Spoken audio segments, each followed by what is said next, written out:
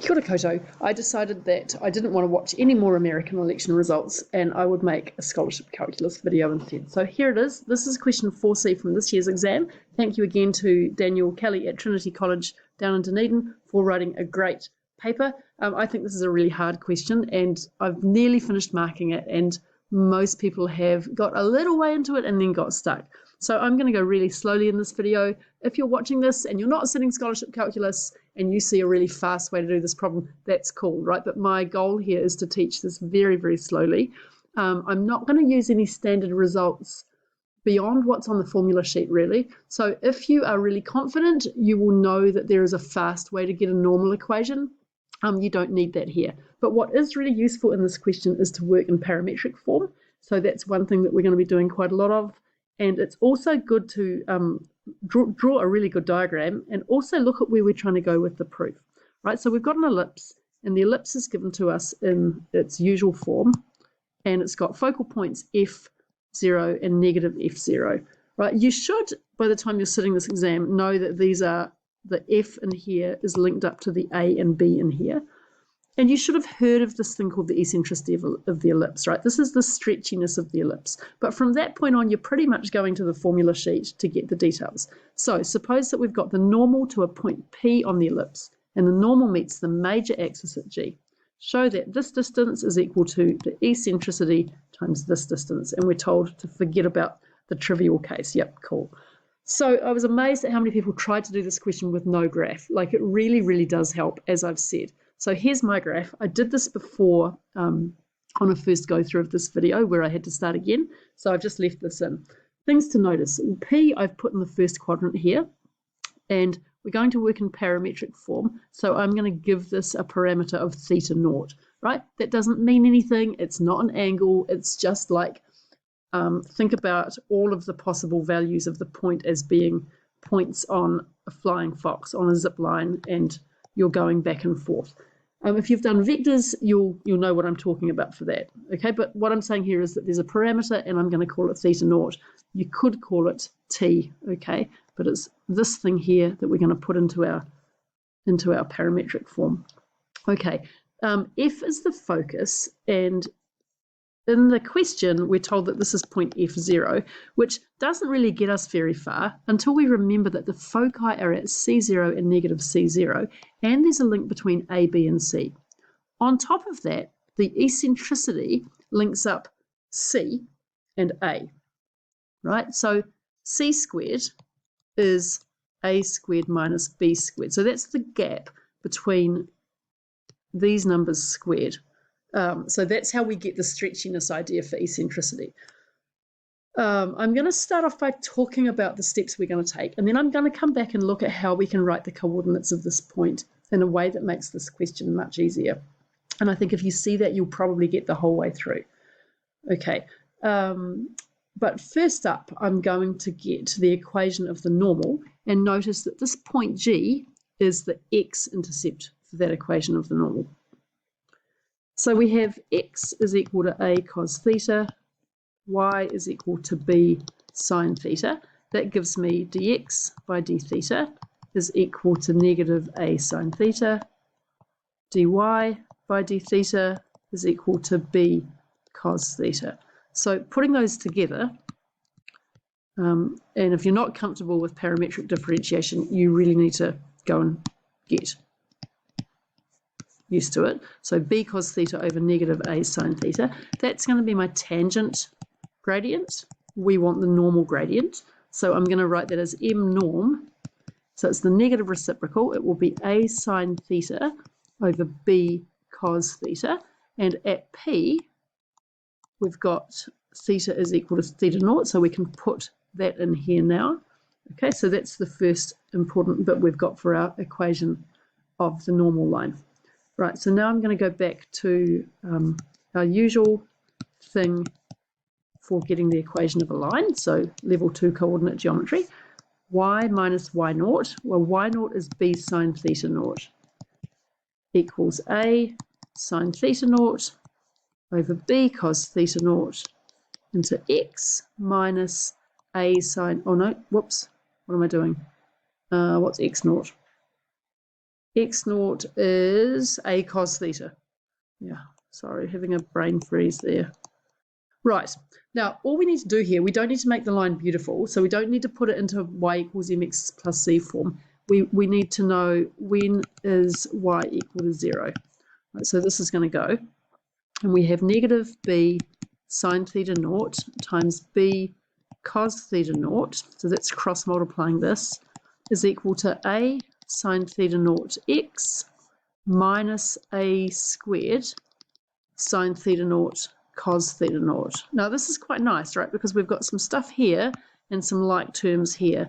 So we're going to have a squared minus b squared sine theta naught cos theta naught, cleaning up this, divided by this bit here, a sine theta naught, is equal to x. Now what? Right, so we're nearly there. So this is going to give me point G. Because what we've got is, there's my normal line, right? And that's this value here is the x value there. So OG is equal to that distance. So that's the first thing we had to do. Right, now the next thing we've got to do is we have to work with finding the coordinates of point F. And F is the focus, and we can write that as C0, and we know that C is the square root of a squared minus b squared, 0. But we know we're heading towards something using the eccentricity, so let's go back up to the top and look at what that eccentricity was, and see if we can see something to do with b squared and a squared. So at first glance it doesn't look that promising. E is equal to c over a. Right, so we have e squared is equal to c squared over a squared. But looking here, c squared is equal to a squared minus b squared over a squared. So a squared e squared is equal to a squared minus b squared. And AE is equal to the square root of a squared minus b squared. Now, you don't have to spot that now, you can spot it at the end, but it's quite good to get that done, because what that tells me is point F is equal to AE times 0, right? So let's go over that again. Point F is the focus, is distance C from the origin, right? Remember when we did the proof of this in class, this is where we did the thing where we had the 2 bits of string, right? And we just dragged that bit of string along, and we traced out that thing there, right? I'll get rid of that now. But that's what the focus is. And the focus is given to me as this point. Now that means that I'm ready to find distance FG. So we're actually most of the way through the question. Well, we're about halfway through now. Okay, so FG, so this is equal to AE 0. So we're just going to get FG and kind of park it.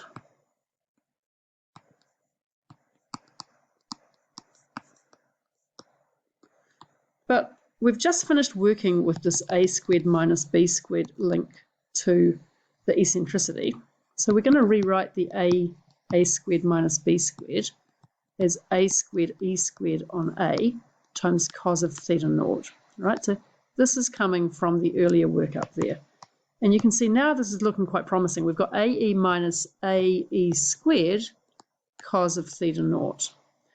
And I'm going to factorize that, and I get AE into 1 minus E cos theta naught.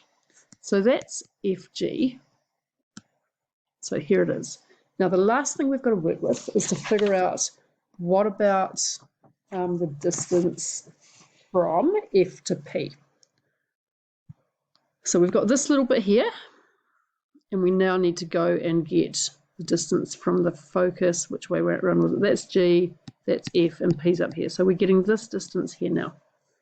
So P is a point on my ellipse, so that's easy, right? It's A cos theta naught, B sine theta naught. Now we're going to do some Pythagoras on those two things. So FP, and I'll do FP squared to save myself square rooting, is equal to AE minus A cos theta naught squared plus B squared sine squared theta naught. I'm going to clean that up. I get A squared into E minus cos theta naught squared plus, well, we don't really seem to want this B squared, right? We haven't got B squared anywhere else. So we now have a way to get rid of the B squared and replace it with, oh, I don't know what's going on there. I'm just going back up to here. Where did it go? Over here. Right. If we don't want B squared, we can use B squared is equal to A squared minus A squared E squared. Right, so we're going to replace that in my last bit down here. So this is A squared into 1 minus E squared sine squared theta. We can take out the A squared, whoops, and we get E squared minus 2E cos theta naught plus cos squared theta naught plus, expanding out this, sine squared theta naught minus E squared sine squared theta. Now, yet again, the Pythagoras identity comes in handy. We've got A squared into, this is 1 minus 2E cos theta naught plus E squared 1 minus sine squared theta. Now, I've done that kind of seeing already that I'm heading towards a perfect square. And it's easier to see that that's useful because this is where we're trying to end up, is with a, not quite this, but E times that, right? So down here, we're going to replace the sine squared with cos squared. I've lost my naught again. Cos squared of theta naught. And this, you should be feeling really great if you got down to here, by the way, right? 1 minus E cos of theta naught squared. So that is F, let me just check where I've got to. So that's FP squared. We can take a square root of that and we get FP is equal to A times 1 minus E cos of theta naught. Let's just put that in a box and look at what we had before. So we had FG from above all the way back up here was AE 1 minus cos theta naught, which is equal to E times FP as required. So there you go. Now that video was actually a tiny bit shorter than last night's one. I think this is a great question, but I think it's quite challenging. But the reason I really like it for 10 days or so out from the scholarship exam is that it shows you just how much you can do with a few definitions with conic sections, right? Like, we really didn't use the fact that the eccentricity, like, we weren't doing anything really with that being about the stretchiness, but we have to be confident at being able to work between quite a few different ways of thinking. So we've got the A and the B, right? And when we start with conics, like achieved level 3 conics is as simple as saying this number is 5, this number is 3. We have x squared over 25 plus y squared over 9 equals 1, right? And you can work out the eccentricity in there. But what we're doing in these scholarship questions is we're doing it all without any numbers. It's all really abstract. And there's a lot more that you can do with conics that doesn't usually come up these days. But the key thing for this year's exam is make sure that you're really happy with going between A, B, C, and E, and that you understand what the focus is, what the major and minor axes are, and so on. Thanks for watching. Let me know if you've got any questions on this one, especially if you're in my Saturday class or my Dub C class.